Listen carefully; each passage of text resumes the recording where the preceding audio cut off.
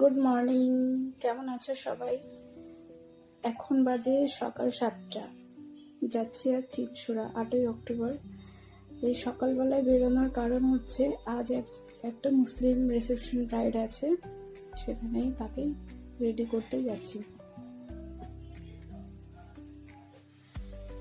এই যে আমাদের ট্রেন চলে এলো।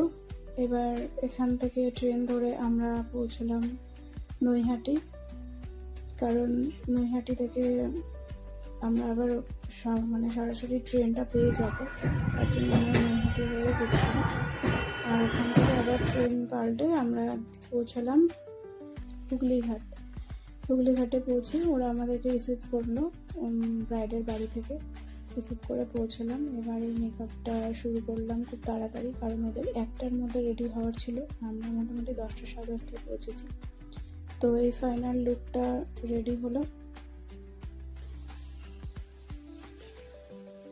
তো মেকআপটা পুরোপুরি ডান, সম্পূর্ণ। আর কেমন লাগলো জানিও, ভালো লাগলে লাইক করো, সাবস্ক্রাইব করে দিও একটা। আর পরবর্তী এবার ব্রাইড নিজের মুখেই বলবে তার মেকআপটা কেমন লেগেছে।